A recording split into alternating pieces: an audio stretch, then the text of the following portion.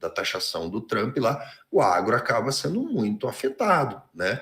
E há uma pressão do agro para que resolva de qualquer jeito. Inclusive, eu queria ouvir o Cesar Mello nesse sentido.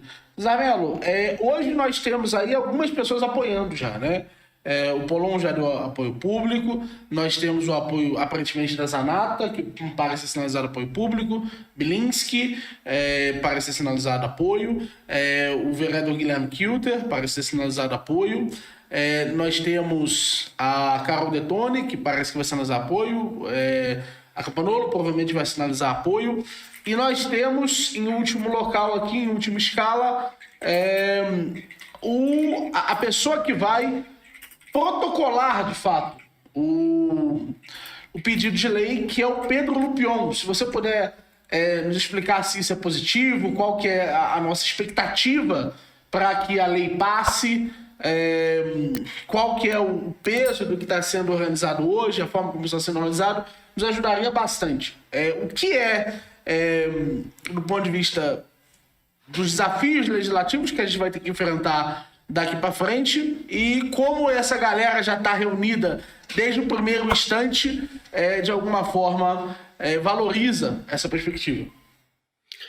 O Pedro Lupion, meu contato com ele é porque na política, quando você vai sair candidato a deputado, né, as pessoas reclamam bastante, porque o partido, etc, etc. Então, os partidos, em geral, eles funcionam da seguinte forma. Quando vai se formar nominato, ou seja, as pessoas que vão sair candidato, os deputados federais que têm mandato, eles apadrinham e indicam os deputados estaduais e depois, na época das eleições municipais, eles que apadrinham e decidem quem são os prefeitos, os vereadores, etc, etc.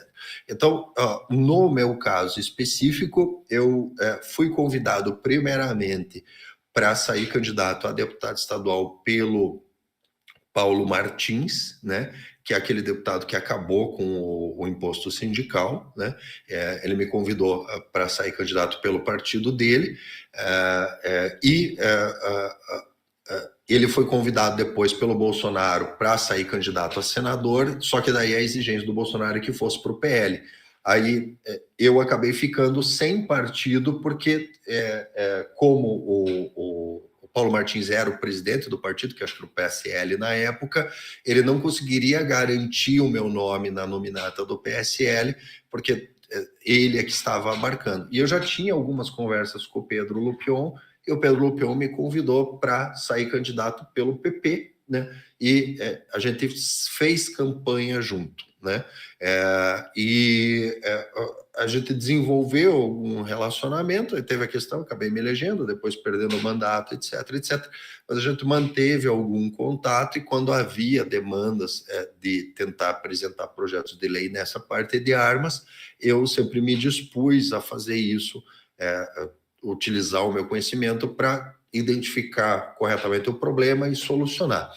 A grande vantagem do Pedro Lupion é que ele é um político que hoje é presidente da Frente Parlamentar do Agro. Então, a Frente Parlamentar do Agro, ele conta, se eu não me engano, com mais de 300, eu não sei exatamente o número, mas é mais de 300 deputados que fazem parte da Frente Parlamentar do Agro. E o agro, ele apoia muito isso, mas ele apoia numa visão geral, assim, o armamentismo é bom, mas qual o projeto hipoteticamente, apenas só essa bancada do agro poderia ter maioria simples e poderia resolver a questão ali. Ou seja, caso a gente consiga impacto público suficiente para que essas ideias sejam ouvidas, para que isso seja levado adiante, o apoio político vai vir. Ou seja, é uma questão de botar o time em campo, botar as pessoas para falarem desse assunto e botar esses deputados que já estão, de alguma forma, pré-articulados na movimentação. É isso? Exatamente. E o fato do projeto ser de iniciativa do deputado Pedro Lupion, ele dá uma visão voltando ao início da live, o Pedro Lupion não é um cara classificado como extrema-direita, né? Porque se ele fosse o extrema-direita, maluco, bolsonarista, etc, etc, o que acontece? automaticamente ele não teria a aceitabilidade necessária para ser o presidente da FPA. Então, ele é o presidente da FPA porque ele tem uma aceitabilidade. Então, quando ele apresenta o projeto, automaticamente se retira as arestas de que é um projeto extremista, entendeu? Então, o Pedro Lupion, em alguns pontos, por exemplo, a gente acaba divergindo em algumas situações, porque o mandato dele é para atender o interesse do agro, e muitas vezes o interesse do agro não se alinha exatamente com o interesse da direita especificamente, entendeu? Na grande maioria das vezes se alinha. Por exemplo, a gente teve um conflito agora na questão da taxação do Trump lá, o agro acaba sendo muito afetado, né? E há uma pressão do agro para que resolva de qualquer jeito, né? Resolva o problema, mesmo que eventualmente a solução contrarie posições de direita, né? Não tenho notícia que isso tenha acontecido, mas tenho notícia que teve pressão para que acontecesse, né? Então, o que acontece? Em sendo ele que apresenta o projeto, aquilo que acontecia muito com o próprio Bolsonaro, o pessoal bate muito no Bolsonaro que não aprovou nenhum projeto. Mas por que ele não aprovou nenhum projeto? Porque os projetos que ele queria que passasse, ele tinha que entregar para um outro deputado apresentar. Porque se ele apresentasse, automaticamente o projeto perdia todas as chances de ser aprovado, né? Então, a importância do Pedro Lupion ser o autor do projeto, ele passa por aí, porque tem todo um processo legislativo, e mesmo eu considerando que isso não é o correto, que haveria como combater esse tipo de coisa, o fato é que os presidentes das comissões, e principalmente o presidente da casa, ele não tem o domínio sobre o voto dos deputados, mas ele tem o domínio sobre o andar do processo, né? Então, por exemplo, se o presidente da casa quiser, ele pode, por exemplo, pegar esse projeto e mandar pensar um outro projeto. Pronto, o projeto morreu. Entendeu? Esse é o problema.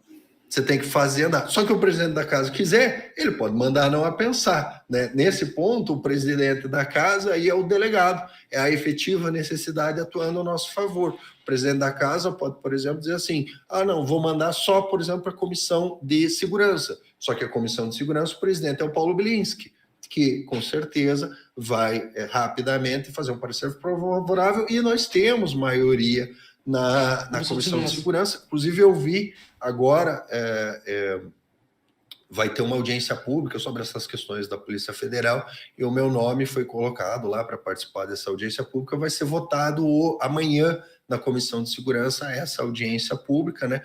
Mandar um abraço para o deputado Sargento Farrur, se eu não me engano, foi ele que colocou o meu nome para falar nessa audiência pública aí. Então, agradecer ao deputado a oportunidade. Isso seria muito legal. O Farrur já está.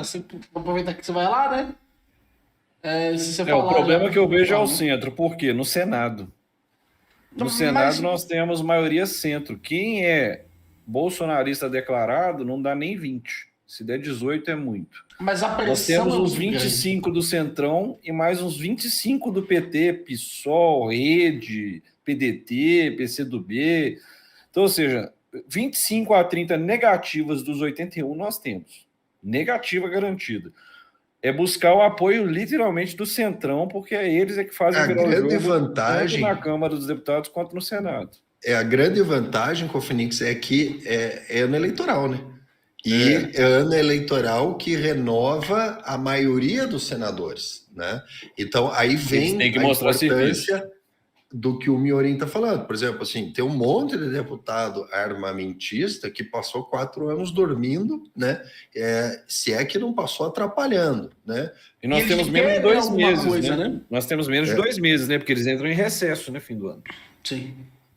Mas esse é o tipo de coisa que é, por exemplo, que nem a lei Felca, entendeu? E havendo maioria, a coisa passa, passa, porque é isso que é a grande questão. Por exemplo, se me permite estender um pouquinho mais, Miorim, eu tenho uma iniciativa que chama As Armas do Brasil. E a ideia original da iniciativa era um reclame aqui do serviço público, né? Então, a gente tem várias armas, a gente tem eficiência estatal, liberdade econômica, a família, o agro e a legítima defesa. Então, cada arma a gente tem os nossos coordenadores que tentam atuar em situações, né? Então, por exemplo, está tendo doutrinação na escola do seu filho.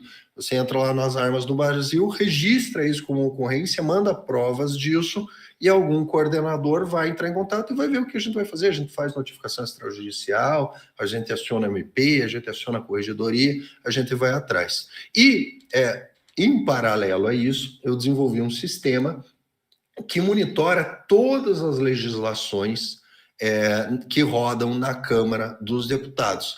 E uma coisa que me surpreendeu operando esse sistema é que uma coisa que é mentira é que deputado não trabalha, certo?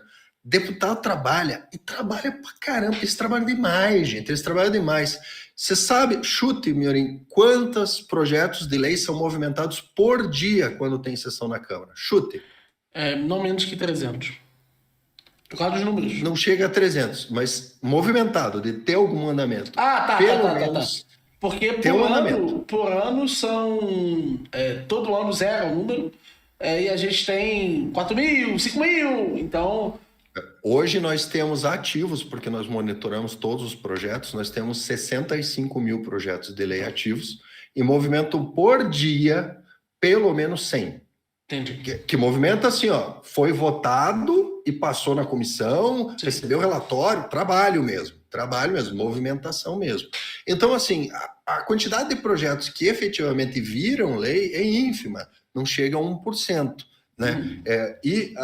Nessa iniciativa, a gente tem uma inteligência artificial que lê o texto da lei, faz um resumo apontando as alterações, e daí a gente tem a nossa Neide, né? Que é aquela senhora do Gov ali, tá ali, ali a senhora do Gov, né? A Neide do Gov, que tem todo o histórico no nosso canal em relação a ela, que é a nossa inteligência artificial e avalia esse projeto de lei para dar uma nota, né? Então a gente monitora isso dessa forma nessa iniciativa.